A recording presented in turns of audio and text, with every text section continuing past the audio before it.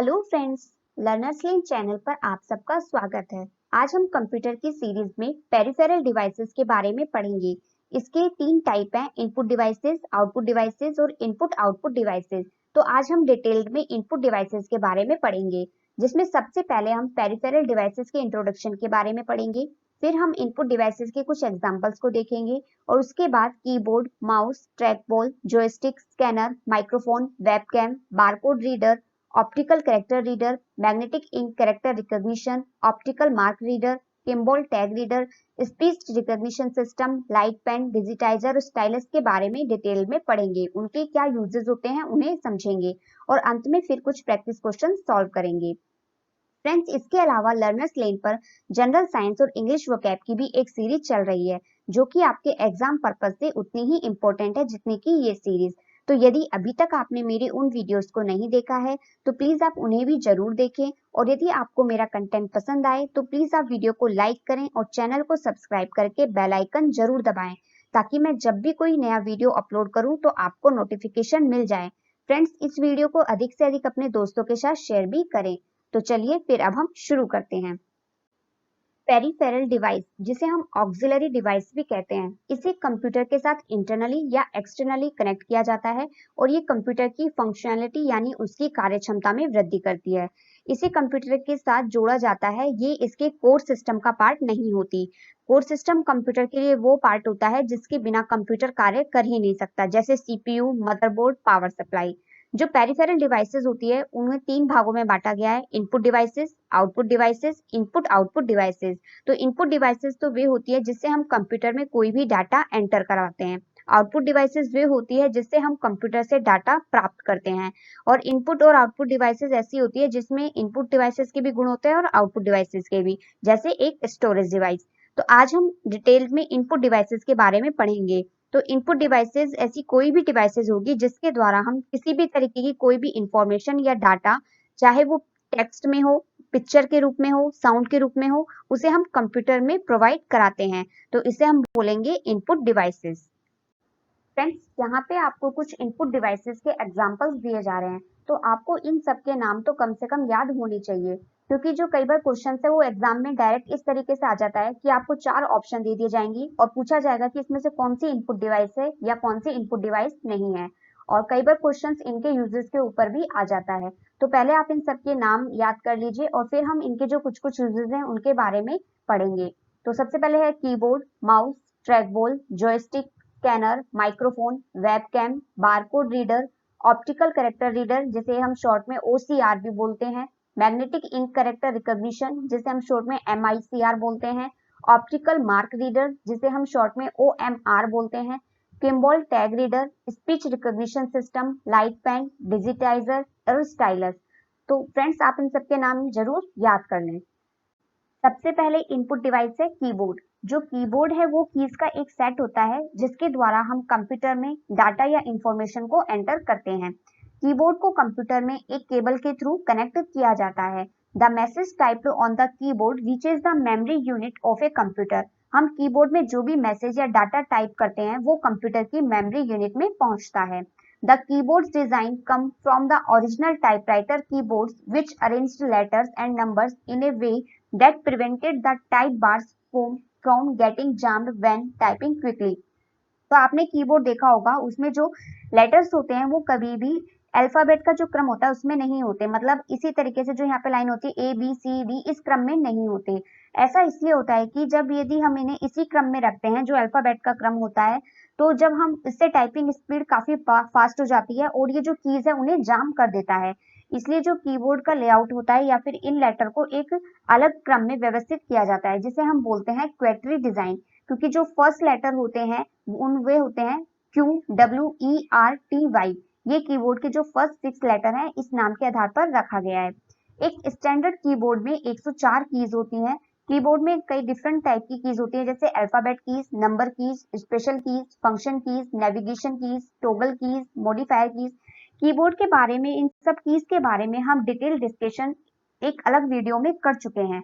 तो यदि अभी तक आपने मेरी उस वीडियो को नहीं देखा है तो उसे भी जरूर देखें। उसमें हमने इन सभी कीज के बारे में डिटेल डिस्कशन किया है, उन सब के यूजेस क्या है, शॉर्टकट कीज क्या है, उसके बारे में पढ़ा है। ये एक कीबोर्ड का डिजाइन है। यहाँ पे जैसे F1 से F12 तक है, इन्हें फंक्शन कीज बोलते हैं। इन्हें हम अल्फाबेटिक कीज बोलते हैं, जो ये A to Z तक की आपको कीज दिखाई दे रही है, इसे स्पेस बार बोलते हैं। इस तरीके का जो सिंबल बना होता है इसे हम विंडोज कीज बोलते हैं। इसे हम नंबर पैड या नमपैड बोलते हैं, जिसकी स्ट्रक्चर कैलकुलेटर लाइक है।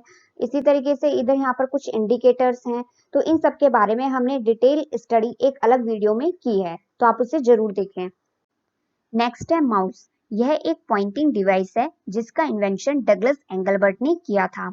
माउस के कुछ टाइप्स हैं, जैसे optical mouse, wireless mouse, mechanical mouse, trackball mouse. जो माउस होते हैं उसमें दो बटन होता है, एक लेफ्ट बटन होता है और एक राइट बटन होता है, और बीच में एक स्क्रॉल व्हील होती है। The mouse is rolled over the mouse pad which in turn controls the movement of the cursor. जो माउस होता है उसे हम माउस पैड के ऊपर चलाते हैं, जिससे जो वो कर्सर की मूवमेंट है उसे कंट्रोल करता है। Left mouse button use to click, select और open an object on the computer. तो माउस में जो लेफ्ट बटन होता है इसका यूज किसी भी ऑब्जेक्ट पर क्लिक करने के लिए, सेलेक्ट करने के लिए या उसे ओपन करने के लिए किया जाता है। Wheel is use to scroll the page up and down. जो व्हील है उसका यूज पेज को स्क्रॉल करने के लिए या ऊपर नीचे करने के लिए किया जाता है। Many computer mouse with wheels can also use the wheel as a button. कुछ माउस होते हैं जिसमें व्हील की जगह कुछ एक बटन होता है जिसे हम मिडिल बटन बोलते हैं, और बाय डिफॉल्ट इसकी सेटिंग होती है कि इस पर क्लिक करने से यह ब्राउजर में न्यू टैब पर लिंक को ओपन करता है। Right mouse button is used to give additional information or the properties of a right clicked item। जब हम किसी ऑब्जेक्ट पर राइट क्लिक करते हैं तो ये कुछ एडिशनल इंफॉर्मेशन देता है, जैसे new, cut, copy, paste, delete, rename. और जिस ऑब्जेक्ट पर हम राइट क्लिक करते हैं यह उसकी कुछ प्रॉपर्टीज के लिए भी ऑप्शन देता है। नेक्स्ट है ड्रैग एंड ड्रॉप। इससे आपसे एग्जाम में क्वेश्चन भी पूछा गया है कि ड्रैग एंड ड्रॉप क्या होता है। तो हमें किसी भी ऑब्जेक्ट को यदि एक जगह से दूसरी जगह मूव करना है, तो हम सबसे पहले जो हमारा कर्सर है या पॉइंटर है उसे उस ऑब्जेक्ट के ऊपर ले जाएंगे, और फिर हमारे जो माउस का लेफ्ट बटन है उसे उस पर क्लिक करके या उस पर दबा के रख के हमें कर्सर को मूव करेंगे, और अपने कर्सर को उस प्लेस तक मूव करेंगे जहां पर हमें उस ऑब्जेक्ट को ले जाना है, और उस प्लेस पे जाकर हम उसको छोड़ देंगे। नेक्स्ट है जो सिंगल क्लिक है, इसका use select an item on the screen. Screen पर किसी भी आइटम को सिलेक्ट करने के लिए किया जाता है। डबल क्लिक का यूज किसी प्रोग्राम को ओपन करने के लिए किया जाता है। ट्रिपल क्लिक का यूज सिलेक्ट द लाइन और paragraph of the text the mouse triple clicked. किसी भी जहां पे आपका कर्सर है वहां पे लाइन और पैराग्राफ को सिलेक्ट करने के लिए किया जाता है। यदि आप कंट्रोल के साथ माउस व्हील को दबाएंगे तो यह आपकी स्क्रीन को छोटा और बड़ा करेगा, मतलब जूम इन और जूम आउट करेगा। नेक्स्ट है track ball. First track ball थी वो रॉस बेंजामिन द्वारा सन 1946 में डिस्कवर की गई, और इसका नाम रखा गया रोलर बॉल। इसे मिलिट्री पर्पस के लिए डिजाइन किया गया था। The user moves the ball directly while the device itself remains stationary. तो जो यूजर होता है इस बॉल को डायरेक्टली मूव कर सकता है, जबकि जो कंप्लीट डिवाइस है वो स्थिर रहती है। A trackball is a pointing device. ये एक माउस की तरह पॉइंटिंग डिवाइस है, consisting of a ball held by a socket containing sensors to detect a rotation of the ball। तो यूजर इस बॉल को मूव कर सकता है, इसके नीचे एक सेंसर लगा होता है जो बॉल की रोटेशन को आइडेंटिफाई करता है, और उसके अनुसार हमारी स्क्रीन पर मूवमेंट होती है। नेक्स्ट है जॉयस्टिक। इसका कार्य भी ट्रैक बॉल की तरह होता है, लेकिन यहाँ पर बॉल की जगह एक स्टिक या छड़ी लगी होती है जिससे हम दिशा का निर्धारण करते हैं। इसे हम कंट्रोल कॉलम भी कहते हैं, और इसका जो मेनली यूज है वो गेम्स में किया जाता है। इससे जो हमारा गेमिंग का एक्सपीरियंस है वो काफी बेटर या बेहतर हुआ है। नेक्स्ट इनपुट डिवाइस है स्कैनर। फ्रेंड्स, आपने ये वाली डिवाइस सभी ने देखी होगी, क्योंकि जब भी हम जैसे एग्जाम फॉर्म भरते हैं तो हमें अपनी फोटो स्कैन करनी होती है, डॉक्यूमेंट स्कैन करके लगाने होते हैं, तो वो सब इस स्कैनर के द्वारा ही किया जाता है। जो स्कैनर होता है ये, इसके द्वारा हम किसी भी टेक्स्ट है, चित्र है या इमेज है उसे हम स्कैन करके डिजिटल रूप में कंप्यूटर में सेव कर सकते हैं, जहां उसमें हम कुछ चेंजेस भी कर सकते हैं। Scanner is an electronic device that uses light sensing equipment to scan paper images। तो जो पेपर होता है या इमेज होती है उसको स्कैन करने के लिए इसमें एक लाइट सेंसिंग इक्विपमेंट का यूज किया जाता है, and translate the image into digital pulses that the computer can then store, modify and distribute. और जो ये इमेजेस होती है उसे डिजिटल पल्स में चेंज करके कंप्यूटर में सेव किया जाता है। नेक्स्ट इनपुट डिवाइस है माइक्रोफोन। इसका यूज किसी भी वॉइस या साउंड को रिकॉर्ड करने में किया जाता है। ये जो साउंड सिग्नल होता है उसे इलेक्ट्रिकल सिग्नल में चेंज करता है। माइक्रोफोन्स का साधारणतः यूज टेलीफोन्स में, हियरिंग एड्स में और जो पब्लिक इवेंट्स होते हैं वहाँ पे पब्लिक को एड्रेस करने में या बोलने के लिए हम माइक्रोफोन का यूज करते हैं। साउंड रिकॉर्डिंग में करते हैं, टू वे रेडियोज में, मेगाफोन्स में और रेडियो एंड टेलीविजन ब्रॉडकास्टिंग में इसका यूज किया जाता है। नेक्स्ट है वेबकैम। फ्रेंड्स, आपने अपने लैपटॉप में इधर एक छोटा सा कैमरा देखा होगा, वो वेबकैम होता है या फिर अलग से जो वेबकैम आता है वो कुछ इस तरीके का दिखता है। It captures A video image of the seen in front of it. इस कैमरे के सामने जो भी सीन होता है ये उसकी वीडियो इमेज कैप्चर करता है। वेबकैम सॉफ्टवेयर के द्वारा यूजर्स वीडियो रिकॉर्ड कर सकता है। It capture image in digital format that can be easily transferred into A computer. तो ये जो भी वीडियो इमेज कैप्चर करता है उसे डिजिटल फॉर्मेट में कैप्चर करता है और उसे कंप्यूटर में ट्रांसफर कर देता है, जहां हम ग्राफिक्स सॉफ्टवेयर की मदद से उसमें आसानी से कुछ बदलाव कर सकते हैं। नेक्स्ट है बारकोड रीडर। इसे हम प्राइस स्कैनर या point of sale scanner POS भी कहते हैं। इट इज ए हैंडहेल्ड और stationary input device used to capture and read information content in a barcode. तो इसका यूज जो बारकोड में इंफॉर्मेशन सेव होती है उसे पढ़ने में किया जाता है। तो सबसे पहले हम समझते हैं कि बारकोड क्या होता है। फ्रेंड्स, आपने कभी सामान खरीदा होगा तो देखा होगा कि उसमें कुछ इस तरीके की ब्लैक और व्हाइट वाली लाइनें बनी होती है, इसे हम बोलते हैं बारकोड। इसमें उस प्रोडक्ट से रिलेटेड कुछ इंफॉर्मेशन सेव होती है जिसे इस स्कैनर के द्वारा स्कैन कर लिया जाता है या बारकोड रीडर के द्वारा रीड कर लिया जाता है। The purpose of a barcode scanner is to scan और read a barcode symbol and then provide an electrical output to a computer. तो जब इस बारकोड रीडर द्वारा इस बारकोड की इंफॉर्मेशन को स्कैन कर लिया जाता है तो फिर वह इस इंफॉर्मेशन को डिजिटल रूप में कंप्यूटर को भेज देता है। इसका जो मुख्यतः यूज है वो सुपरमार्केट में, लाइब्रेरीज में, बैंक में और पोस्ट ऑफिस में किया जाता है। नेक्स्ट है optical character reader OCR। Optical character recognition और optical character reader is the electronic और mechanical conversion of images of type, handwritten और printed text into machine encoded text. मतलब OCR जो डिवाइस होती है वो टाइप किया हुआ कोई भी टेक्स्ट हो या हाथ से लिखा हुआ कोई भी टेक्स्ट हो उसे भी पढ़ सकता है और उसे मशीन लैंग्वेज में कन्वर्ट कर सकता है। It is A common method of digitising printed text so that they can be electronically edited, searched, stored, more compactly displayed online। तो इस प्रकार जो OCR डिवाइस होती है वो हैंड रिटन या प्रिंटेड टेक्स्ट है उसे मशीन लैंग्वेज में चेंज कर देती है, उसे कंप्यूटर में सेव कर देती है जिसमें हम उसे एडिट कर सकते हैं, सर्च कर सकते हैं, स्टोर करके रख सकते हैं और ऑनलाइन भी प्रदर्शित कर सकते हैं। It is a combination of a scanner and a special software which converts the printed data to ASCII। इसकी फुल फॉर्म होती है American standard code for information interchange. तो आपको ये फुल फॉर्म है जो ये भी याद रखनी होती है। जो OCR डिवाइस होती है वो एक स्कैनर और स्पेशल सॉफ्टवेयर का कॉम्बिनेशन होता है जो कि इस टेक्स्ट को कन्वर्ट करता है या जो डाटा है प्रिंटेड है या हैंड रिटन डाटा है उसे ASCII में कन्वर्ट करता है। नेक्स्ट है मैग्नेटिक इंक कैरेक्टर रिकॉग्निशन, जिसे हम शॉर्ट में बोलते हैं MICR। इसका मोस्टली यूज बैंक्स में किया जाता है। जो चेक होते हैं उसमें जो कोड नंबर लिखा होता है बैंक का और जो चेक का नंबर लिखा होता है वो एक स्पेशल इंक से लिखा होता है जिसमें मैग्नेटिक मटेरियल होता है जो कि मशीन के द्वारा पढ़ लिया जाता है। ये जो स्पेशल इंक होती है ये मैग्नेटिक फील्ड के लिए बहुत सेंसिटिव होती है। जब ऐसा कोई डॉक्यूमेंट जिसमें इस स्पेशल इंक से लिखा जाता है उसे MICR में पास कराया जाता है तो ये जो मशीन होती है इस मैग्नेटिक इंफॉर्मेशन को ट्रांसलेट करती है कैरेक्टर में, तो जो कि हमारे द्वारा आसानी से रीडेबल होती है। नेक्स्ट है ऑप्टिकल मार्क रीडर OMR। इसे हम मार्क सेंस रीडर भी कहते हैं। OMR devices work with a dedicated scanner device that throws a beam of light on the foam paper to capture presence and absence of marks। तो जो OMR devices होती है इनका यूज मोस्टली जो multiple choice examination वाले paper होते हैं उन्हें चेक करने में किया जाता है। इसमें इन पेपर पर एक लाइट डाली जाती है जो उस पर मार्क्स के मतलब जो हम ये गोले फिल करके आते हैं उनकी उपस्थिति और एब्सेंस के आधार पर वो पेपर की जांच करती है। नेक्स्ट है किम्बॉल टैग रीडर। ये एक डाटा कैप्चर डिवाइस होती है। तो किम्बॉल टैग क्या होता है सबसे पहले हम ये जान लेते हैं। जो इन सिंबल्स को पढ़ेगा उसे हम क्या बोलेंगे, किम्बॉल टैग रीडर।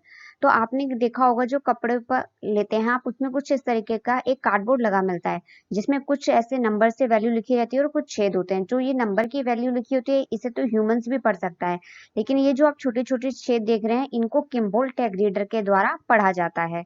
तो इसलिए जो ये किम्बोल टैग कार्डबोर्ड होता है ये दोनों के लिए होता है, जिसे ह्यूमंस भी पढ़ सकते हैं और मशीन भी पढ़ सकती है, और इसका सामान्यतः यूज किस में किया जाता है, क्लॉथ इंडस्ट्री में किया जाता है। नेक्स्ट है स्पीच रिकॉग्निशन सिस्टम। ये किसी मशीन या प्रोग्राम की वो क्षमता है जो हमारे बोले गए वर्ड्स या फ्रेजेस को मशीनी भाषा में कन्वर्ट करता है। इसकी जो एप्लीकेशन एरियाज हैं वो वॉइस डायलिंग में, कॉल राउटिंग में, simple data entry, preparation of structured documents, speech to text processing और एयरक्राफ्ट कॉकपिट्स में किया जाता है। वॉइस इनपुट डिवाइसेस क्या होता है, इसमें जो हमारे वर्ड्स होते हैं जो जिस लैंग्वेज में हम बोलते हैं उसे मशीन लैंग्वेज में कन्वर्ट किया जाता है। इसमें स्पीच रिकॉग्निशन प्रोसेस का ही यूज किया जाता है। जैसे आपने अपने मोबाइल में देखा होगा कि जहाँ पे इस तरीके का सिंबल बना होता है, जब आप इसे प्रेस करते हैं या इस पे क्लिक करते हैं तो आप जो भी बोलते हैं वो आपके फोन में एंटर हो जाता है।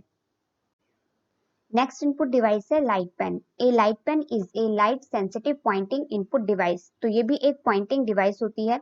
It is used to select a displayed menu item, directly write and draw any figure on the computer screen. और इसका यूज कंप्यूटर स्क्रीन पर किसी भी मेन्यू आइटम को सिलेक्ट करने के लिए और उस पर लिखने या ड्रॉ करने के लिए किया जाता है। It is based on an optical system placed in a small tube. When light pen's button is pressed, its photocell sensing element, जो कि small tube में present होता है, detects the screen location and sends the corresponding signal to the CPU। तो जो light pen होता है इसकी ये टिप होती है, ये प्रेशर के प्रति और लाइट के प्रति सेंसिटिव होती है। जब हम इस पेन को प्रेस करते हैं मॉनिटर स्क्रीन पर तो जो इसके अंदर फोटो सेल सेंसिंग एलिमेंट होता है वो स्क्रीन लोकेशन को डिटेक्ट कर लेता है और इसकी इंफॉर्मेशन सीपीयू को देता है। Next input device है digitizer. It consists of a flat surface upon which the user may draw an image using a pen-like drawing apparatus. तो digitizer की स्ट्रक्चर कुछ इस तरीके की होती है। इसमें एक फ्लैट सरफेस होती है जहाँ पे हम एक पेन-लाइक ड्राइंग apparatus जैसे स्टाइलस है या फिर ये है जो इस तरीके की स्ट्रक्चर है, इससे हम यहाँ पे कुछ भी ड्राइंग कर सकते हैं। हम यहाँ पे जो भी ड्राइंग करेंगे वो हमें कंप्यूटर की मॉनिटर स्क्रीन पर दिखाई देगा। नेक्स्ट है it converts analog information into digital form. ये एनालॉग इंफॉर्मेशन को डिजिटल फॉर्म में चेंज करता है। डिजिटाइजर के कुछ अन्य नाम भी हैं जैसे टैबलेट और graphics tablet, drawing pad, digital drawing tablet, pen tablet, digital art board. Next है स्टाइलस।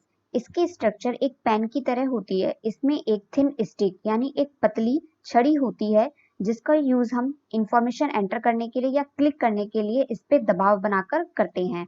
यह एक माउस की तरह होता है जो किसी भी चीज या ऑब्जेक्ट पर पॉइंट करने के लिए या उसे ओपन करने के लिए यूज किया जाता है।